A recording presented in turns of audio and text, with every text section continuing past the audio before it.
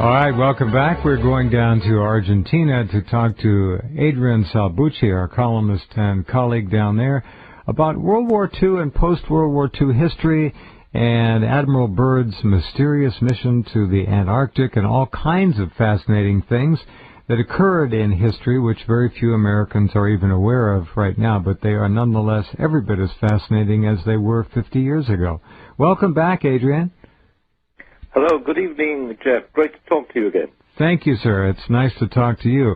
Now, I sent you a couple of links. I don't know if they were helpful or not. A fellow wrote a book or two about this period of time we're talking about with respect to at least 2 German advanced U-boats, which were equipped to carry large amounts of cargo, and which showed up on Argentinian beaches after the war was over, empty. And that means they dropped their cargo off somewhere. And the cargo was obviously human in some aspect or another because they were on board, lots of space for people. So tell us, let's go back to that point in time, and maybe even prior to that, and earlier in the war, and what Argentina's role, even though it was neutral, but things played out there that are very much bearing on what we're going to talk about.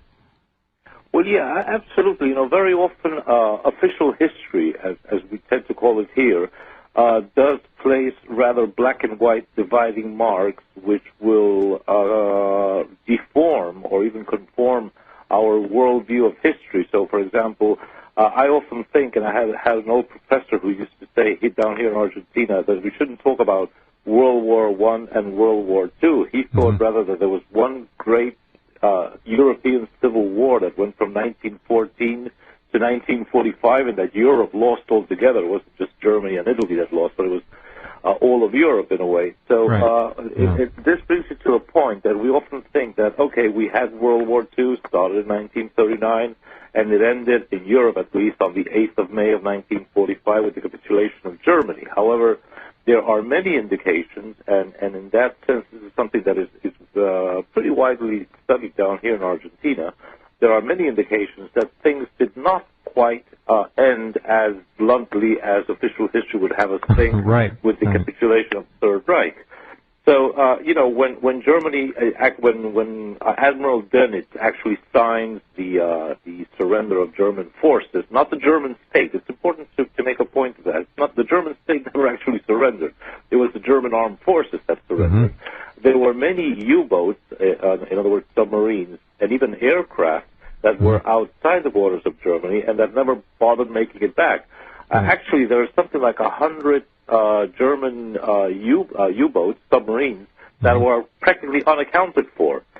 Now, after the war. Now, we know that there are 2 very specific cases because, you know, we have to divide myth from real history. So, for example, there's a myth going, and I remember when I was brought up as a kid in New York City that they used, when these lapel buttons were very popular, there was one that used to say, Hitler is alive and doing well in Argentina, because there were a lot of myths, and they're still going around, that Hitler actually got away from the Berlin bunker, and that he made his way down either to Argentina, some say to Brazil, others say to Chile. There's a bit of myth in all that, but when you look at the factual history, there are 2 U-boats, which are probably the 2 best known, the U-977 and the U-530, that actually landed on 2 beaches. One of them is called Mar del Plata, which is a very large, it's the main seaside resort on the Atlantic. They actually beached themselves, Adrian? They just pulled up and forced themselves up? They beached themselves? Exactly. They beached themselves. One of them is a rather larger city, so it actually stranded something like 2 miles in offshore. And the other one is a much smaller town called San Clemente del Tuyú, which is between Mar del Plata and the city of Buenos Aires. These are all beachside resorts on the Atlantic coast. And there was a lot of hush-hush about the whole thing. The Argentinian armed forces immediately went and apparently took charge of that. Now, nobody knows exactly what was on those subs. Nobody knows exactly what was unloaded from those subs. And there are eyewitness reports. We're talking about July and August 1945, which is smack in the middle of winter here. So there were not that many eyewitness reports, and there were not a lot of people on those extremely cold beaches at that time. But that people actually got off those submarines. So We don't quite know what happened, but what we do know, because very often, very often history requires you to infer things from the information, the patchy information that we have. Sure. What we do know is that a short time later, this was July and August 1945, a short time later, October 1945 to be exact, Argentina became sort of a political battleground between pro-American groups in Argentina and pro-British groups in Argentina, which were traditionally very strong, and a lot of pro-German forces, which surprisingly one would expect, well, they should have died down with Germany having lost the war, and yet that was not the case. So much so that there was really strong support to bring one General Juan Domingo Perón, I'm sure that name rings a bell, Evita's husband, who made a revolution on the 17th of October of 1945, and he actually, a few months later, won a landslide electoral victory and became president of Argentina for 9 years. Now, during those 9 years, he opened the doors to many German, very selectively, but to many German scientists, engineers, and intellectuals. So much so that there were certain people, rather paranoid people in America, that say, "Hey, the Fourth Reich is being prepared in Argentina," which was not the case. However, it is true that many former military and engineers did come to Argentina. They did develop and build missiles. They did develop and build fighter aircraft, jet aircraft. Actually, the first jet aircraft built in Latin America was built under the guidance of one Kurt Tank, who had worked on the Messerschmitt Me-262, which was a two-engine jet fighter at the very end of World War II. And at that time, Mr. Perón also set up the Argentine Air Force, which was founded in 1946, and that counted with the support and actually the guidance of Colonel Hans Ulrich Rudel, who was also a Stuka fighter, war hero. Oh, yeah. Rudel, I think he lost half of a leg, if I'm not mistaken. The guy he lost half of a leg, and one of my colleagues down here remembers when he was in his high school many years back that he had Hans Ulrich Rudel as one of his professors. Wow. And the guy used to say, "Don't worry about flying because it's a proven fact that no airplane ever got stuck up there. They all end up coming down." So that was his way of calming his students down into actually flying. Mm-hmm. So at that time, it was sort of a heyday for Argentine technology as a whole, which was very, very intimately linked with German technology. Another case is the one Ronald Richter, who actually set up a project called Project Huemul, which was on one of the lakes on the mountains in a town called Bariloche. Bariloche is the main Alp-like or skiing resort in Argentina, and he actually stated that he had been able to control fusion energy, not fission energy, where fission you take a heavy atom like uranium-235, which is enriched uranium and so forth, and you split it into two atoms. Fusion is the other way around. You take two atoms of hydrogen and you bash it into one atom of helium, and that gives off a lot of energy, actually much cleaner energy. And Mr. Ronald Richter, who was also came from Germany after the war, he said that he had been able to develop magnetic bottles to control those extremely high temperature fission reactions. Now, the pressure from America was so strong that Perón, well, first he was sort of coaxed into abandoning many of these projects, and Perón was finally ousted, to a great extent because of his own mistakes. Let's be very, very open about this.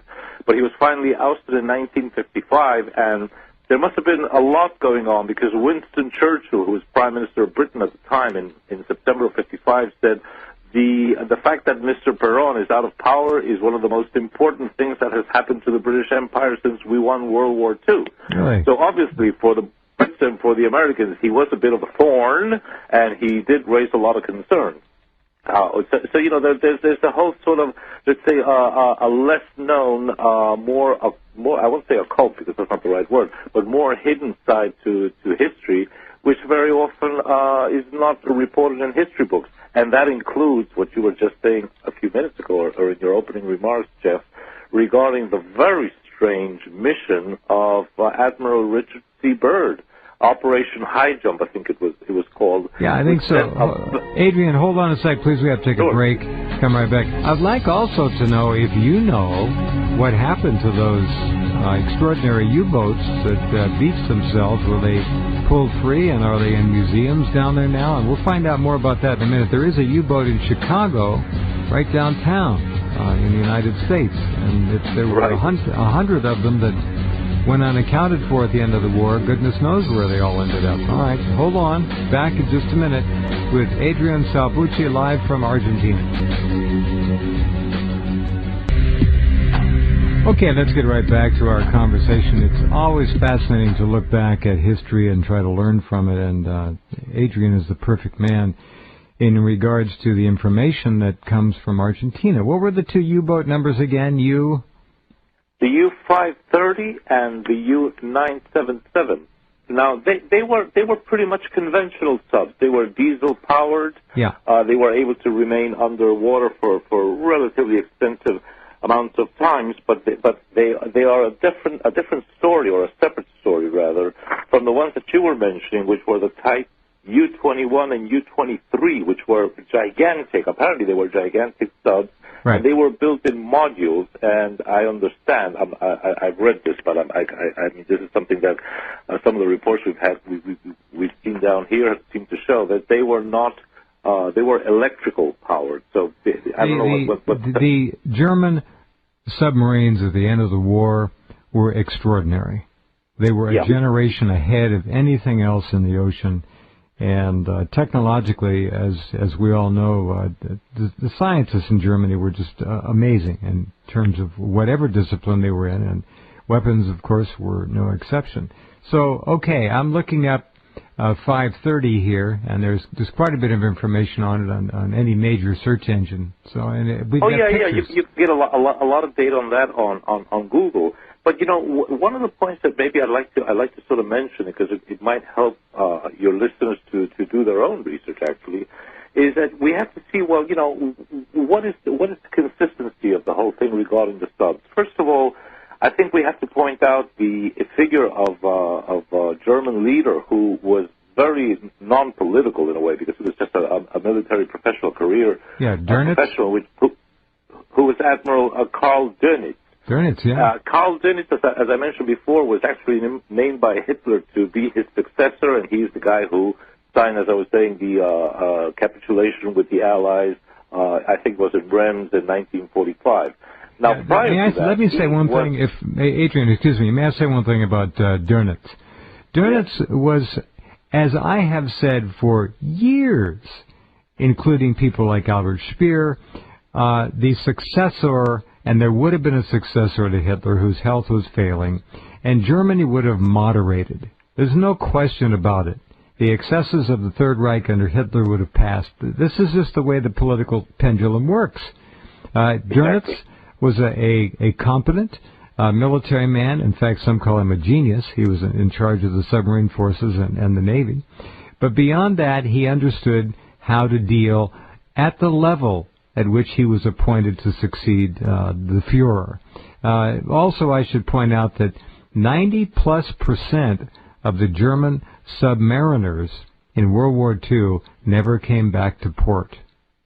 They died. And I think that ties in with the 100 subs that even the Americans have tried to search for them all over the place, and they actually finally never found them. Now, Karl Dönitz, which I think you just described very well from the political point of view, they would have been a much more moderate, more professionalized group of people taking or succeeding the original leadership, which happens with every revolution. You have the revolutionaries, everyone, all the dramatic work, and then more moderate people. Even in America, if you look at the revolutionaries from the American Revolutionary War, well, more moderate people came after they were. Now, Dönitz actually succeeded Admiral Raeder, who was in charge also of the Kriegsmarine. And the interesting thing about the history of Dönitz is that he was one of the key officers in charge of a very far-reaching expedition, and this ties in with Admiral Byrd. back in 1935, 36, and 37 to Antarctica, which is south of Argentina. As we all know, it's the white continent of which Argentina lays a theoretic or hypothetical territorial claim because we have absolutely no power and no clout to uphold it. But throughout the years, we have upheld it that there is a sector of Antarctica, together with Chile and Britain and France and New Zealand and a couple of the states, which also laid territorial claims. And back in 35, 36, and 37, the German Navy, actually, with Raeder and with Dönitz, sent an expedition to Antarctica, and they actually claimed an entire sector of Antarctica and called it Neuschwabenland. New Swabia would be the translation of it. Now, the funny thing is that nobody really knows exactly what was done there, and there were many, many rumors that a sizable part of German scientists, perhaps some German political leaders, I don't know if it was Hitler, if it wasn't Hitler or whatever, and maybe it's not even important, and definitely a lot of the results of their technological inventions and developments actually boarded those gigantic Type U-21 and Type U-23 modular subs and made it to Antarctica. Now, those rumors, one would say, well, maybe they're far-fetched, but it does tend to explain why America in 1947, in the summer down here in the southern hemisphere, in January of 1947, smack in the middle of summer down in the South Atlantic, why they sent Mr. Byrd with a veritable war fleet. I mean, Admiral Richard C. Byrd's fleet from January 1947, American admiral actually, 6 aircraft carrier, the Philippine Seas. It included the Mount Olympus cruiser. It included 3 destroyers, icebreakers, even a submarine, war aircraft, and 10,000 troops. Now, why would America send 10,000 troops, a veritable invasion force, to Antarctica in 1947? Now, they were supposed to be there for 6 months, and something happened. We never quite knew why, but Admiral Byrd cut his mission short and went back to America in February of 1947. The interesting thing... Do we know the casualty figures of that particular strange expeditionary force that was done? Were there losses? I think it's something we can. It's interesting to point out after the break. We'll have to speculate because it's still, I guess, wrapped in secrecy officially. Yeah. All right, hold on. Back with Adrian in just a couple of minutes as we look at post-World War II history. Very interesting. Look up Admiral Byrd's mission to the Antarctic in 1948. 48, yes? 1947. 47. Okay. Be right back. Hang on.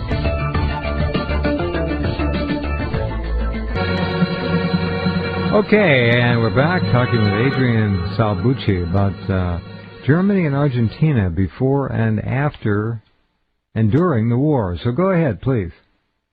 Yeah, just during the break, I was looking here through a book I have. It was actually written by a German who died recently. A friend of mine. He came from Germany after the war. An 87-year-old man. And he reproduces in his book on some of the secret, it's in Spanish actually, some of the secret weapons that Germany had towards the end of the war. He gives a facsimile reproduction of an article that appeared on the Chilean newspaper El Mercurio. Mercurio is like the New York Times for America. Well, El Mercurio is for Chile. Mm-hmm. It's more than 150-year-old, very important newspaper. It's dated Wednesday, 5th March, 1947. And the headline says, Admiral Richard E. Byrd referred to the strategic importance of the poles. And then he goes on to give an interview made by radio on board the Mount Olympus on the high seas, which was Admiral Byrd's main ship where he was stationed. And he said that it is, and I'm quoting, that it is essential that the United States adopt measures of protection to avoid a possible invasion by aircraft emanating from the southern pole. And then he goes on to say that the next war that America will have to face may involve aircraft that can easily fly from the poles at extremely high speed. Now, this later just disappeared. This just went completely off the news, and I think they said that Admiral Byrd was batty or something like that. But, it is like, when you try to put together the jigsaw puzzle, it all starts to make sense because you had the Germans setting something up in the 1930s before the war, actually, 1935, 36, 37.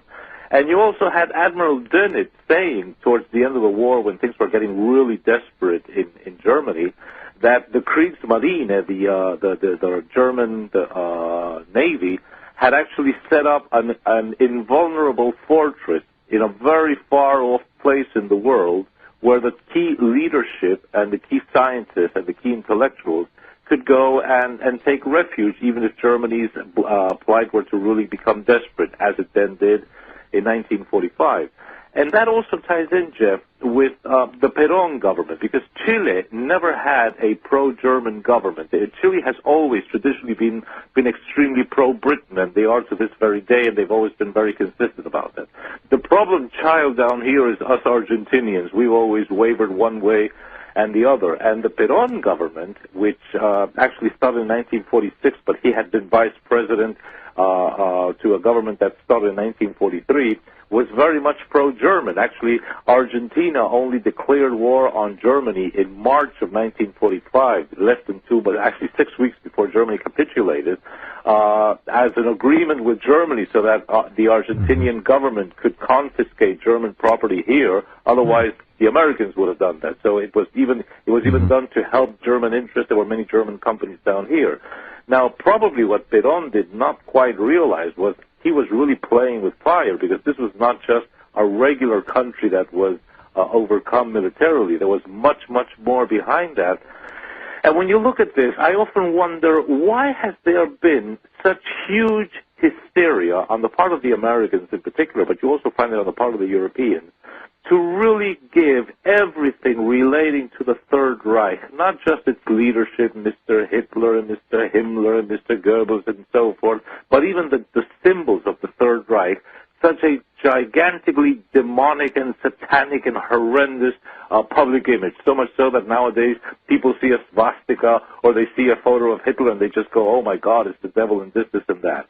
And I often wonder, does this tie in with the psychological warfare that's been emanating from Hollywood for 60 years now, whereby they are telling us there are UFOs in the sky, they appeared after World War II, but they're all Martians. There are the good Martians or bad Martians or green Martians or whatever. Because that is something that global public opinion and even American public opinion today has been programmed to accept. I mean, people would accept it. They would say tomorrow, okay, yeah, there are UFOs and they come from Mars or whatever. But how would they be able to present to public opinion that many of those aircraft are actually technology from the Third Reich that did not capitulate to the Americans or the Russians or the French, and they're still out there and they can still do whatever they want?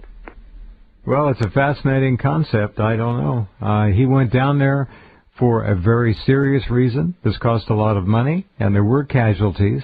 It is said that airplanes took off and vanished, and he basically went scurrying away with his tail between his legs. I'm not telling you this for a fact. I'm telling you this is what I've heard from people. We don't know. Something was going on down there, or he wouldn't have made the trip. This was a huge deal. Exactly, and it goes back to what you were saying before. I have never actually been able to ascertain if how many of his troops died or if any ship was sunk. I have read that he lost aircraft. No ships were lost, and that obviously having lost aircraft, he also lost some troops. Now, as you're aptly saying, he must have seen something that said, whoops, we better go back home, in a way.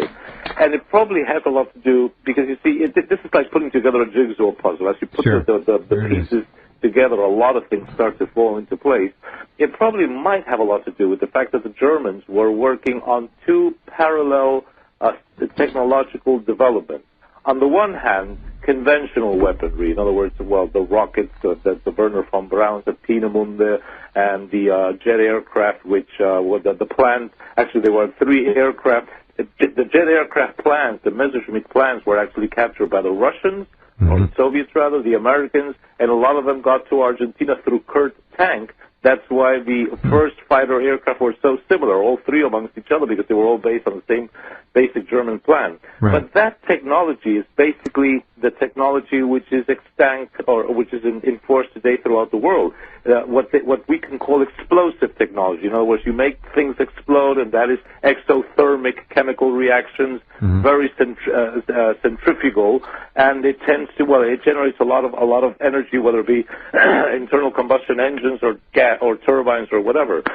But they seem to have also developed what they themselves called implosive technology, which were technologies that instead of giving off energy, they actually absorbed energy. They were centripetal instead of centrifugal. They were endothermic instead of exothermic, and they tended to integrate instead of making things explode. In other words, they were more negentropic than entropic. In other words, they did not release energy; they would actually take in energy. Got it. And that might explain some of the round craft that were seen in the sky. And actually, plans have been found.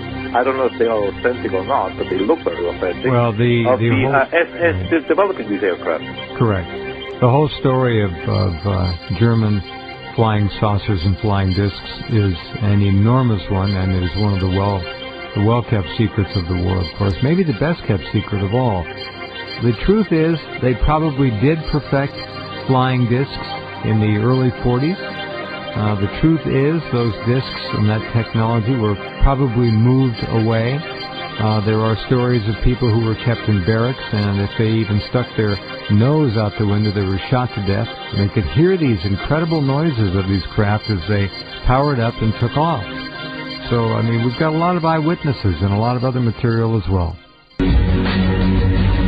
Okay, back with Adrian, and we're talking about history. All right, my friend, go right ahead, please. Yeah, you know, we were just talking about the going on down in Antarctica, and one of the things that I was mentioning is that there are actually they've been recovered, they've been published in different books, especially down in our region, in Chile and in Argentina, in books that are only available in Spanish, regrettably. The actual plans of what these disc-like vehicles actually look like. There was one series called Haunebu, and apparently they built the Series 1, Series 2, Series 3, and Series 4, and when you look at the actual specifications, these were all done by the Ahnenerbe at the SS, which was the section in the SS, the Black Force that actually studied all the very ancient technologies and traditions. Well, you're really up on this. You know your history. That's amazing. Yeah, I mean, some of them had speeds of 7, 8, 10,000 miles an hour, and they were described as Raumfähig, which in German means they can go out into outer space. So, I mean, these are things incredible. And then there were two smaller versions, which were called the Vril 1 and Vril 2. Now, you say, what's Vril? Vril is supposedly a special psychic energy about which an Englishman by the name of Sir Edward Bulwer-Lytton described in a book called The Coming Race back at the end of the 19th century, which tied in with Edgar Allan Poe, because, you know, this is part of the thread, our Ariadne's thread, which will get us through the labyrinth. It ties in with Edgar Allan Poe, who wrote an incredible fiction story, I think it's the narrative of Francis Gordon Pym, which takes place in Antarctica. And that was picked up by another great American writer called H.P. Lovecraft, who wrote a book called At the Mountains of Madness, which also talks about something very funny discovered in Antarctica. So why do I say this? Because I don't think the Germans, I mean, the Germans in the Third Reich obviously did a lot of very extremely interesting things on the scientific and technological level, but I don't think that they were necessarily a master race who picked up and were able to do in just 12 years what nobody else could do. There are many indications that perhaps what they were able to do is contact very ancient lodges who may have had these technologies in the waiting for millennia, and for some reason or another, they might have said, well, let's see if the Germans can do something useful with it, which they didn't. And they lost the war, and they probably deserved to lose the war because of all their excess and so forth. But there is like a hidden secret thread, Ariadne's thread, that might get us through the labyrinth to start to understand what may really have happened. And as I say, to explain this hysteria, whereby the symbols of the Third Reich and so forth are, well, they're banned, they're prohibited, because obviously there is something in there that still keeps Americans or the Israelis or the Brits or the Russians wide awake at night, very worried. Yeah, I would think. Do you suppose it's simple? Go ahead. No. Can I very briefly mention one of my favorite cases? Please. It refers to a 1990s movie, which I'm sure a lot of you, well, I'm sure you've seen it, I've seen it, I'm sure a lot of your listeners have seen it, called Contact. You remember Contact with Jodie Foster? Didn't see it, but I remember it, yes. It's a hell of a good movie, and it's based on a real-life story of a lady who used to direct the SETI project, the Search for Extraterrestrial Intelligence, in America, with radio telescopes and so forth. Now, there's a scene in that movie, because Jodie Foster, who plays this character, she actually receives a signal from a star, vague, I think it is, like 20, 30 light years away, which has information. It's actually a highly modulated, at a very specific frequency and so forth. So she makes the announcement, and it's automatically declared national security. Even President Clinton is made to indirectly announce this. They very cleverly use some real footage to put Clinton in there. And when the actor who plays the national security advisor comes into her installations, he brings in all the military. They come in, and they're fully armed, and Jodie Foster tells this guy, hey, this is a civilian project. Why don't you tell your military men to move away? And the guy sort of looks at her and says, okay, and they back off. When they demodulate this signal, which is the first signal coming from outer space, and they put it through a TV screen, and they adjust it and readjust it, what's the first thing they see? Adolf Hitler announcing the 1936 Olympics. Why? Because the explanation is it was the first TV signal broadcast. It went out into outer space, and what this superior civilization are doing is merely sending it back to us, like saying, yeah, I can hear you, how are you too? So, but when the image of Hitler appears with the swastika and so forth, the guy playing the part of the national security advisor who had told the military to back off, he calls them back in again into the room. Now, I think there's a very subtle message in there from Hollywood, or even more so from Carl Sagan, because the novel Contact was written by Carl Sagan, who was a CFR member and died a short time afterwards. There's a subtle message in there saying, hey, maybe the stuff that we are putting or branding as Martians and little green men, maybe it's something that did not capitulate in Berlin in 1945. It's something that did get away, and they are able to put their aircraft all over the bloody planet, do whatever they want, and apparently they're down in Antarctica or thereabouts, and for some reason when Argentinians or Chileans misbehave and have governments or make declarations which might even be remotely construed as being favorable to or promoting what happened in those years in Europe, well, we have to, squash them and completely disqualify them. Fascinating. Yeah, there is so much. Schauberger, a genius. Yes, Schauberger. Well, he was one of the guys who, it was his theories that were used for these implosion technologies. Yeah, and M-I-E-T-H-E, Mita, I think. I've forgotten how to pronounce his name. Another one. Exactly, Mita, and the other one was the converter called the Kohler converter, K-O-H-L-E-R, right. which they basically seem to use something which is very similar to Tesla technology, because we have to bring Nikola Tesla into this. And, if things start having you start getting a very different picture of all these things, which obviously no official textbook and no official history will ever let you delve into. By the way, the fact that I think also explains the what I call, and I hope I don't offend anybody, the Holocaust myth, in a sense, because it has been exaggerated and positioned so hugely and so enormously that it automatically acts as a barrier which makes sure that nobody will make any serious inquiries into other things that happened in the Third Reich, which had nothing to do with the Jews, the concentration camps, war, or violence. For example, their monetary system, something that nobody wants to discuss, and it worked very well. And, for example, these alternative technologies, which they obviously developed, and, and even very strangely, they had developed them, and yet they did not use them to make Germany win the war, because that part of the SS, the Ahnenerbe, who studied all these millennia-old traditions, they were probably fed up with their political leadership, and they, for some reason, maybe they were even banned from doing that, they did not use those technologies to help Germany win the war. In fact, they probably lost their credibility. Most likely, yeah. This issue of the spoils of war was never more appropriate and absolutely essential to World War II in terms of what the West and the East were fighting for. Germany was the world leader in technology, and to get in there and to grab as much of it as possible was of course the big race. That's why most Germans tried to surrender to the West. They knew what was coming. They'd be forced to labor the rest of their lives with their scientific knowledge and their technical expertise.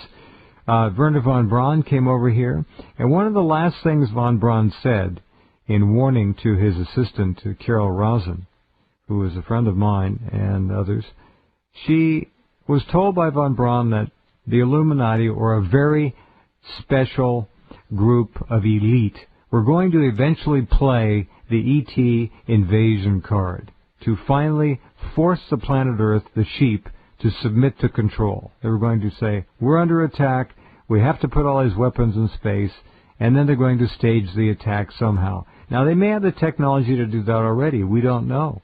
But we do know there are geosynchronous satellites up in orbit, 18,000, 20,000 miles out, and all they do is watch the comings and goings of craft to this planet. We're being visited all the time. So we can have this fake ET attack. It won't be ET.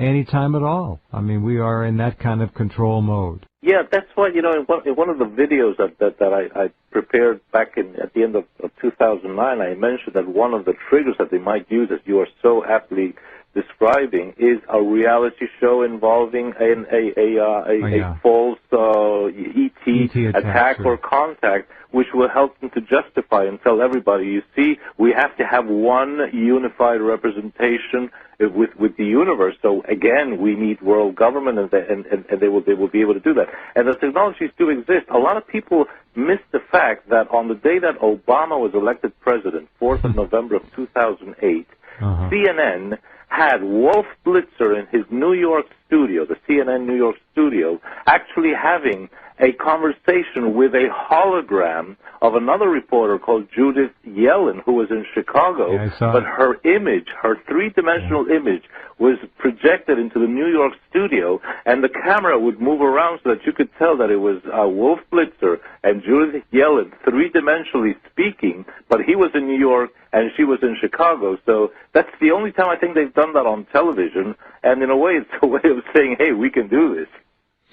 Well, they did it, they showed it, and it is all doable. And what we see is, of course, just a smattering of what the military continues to hide and use. We're given hand-me-downs, and by the time we get to know officially what they are doing with our tax money, it has been 20 years ago, or more, in many cases. Adrian, thank you. This has been fascinating, and the idea, of course, of UFOs and strange events of high strangeness over Argentina, from cattle mutilations, you name it, to landings and reports of all kinds of craft, continue to dominate ufology around the world.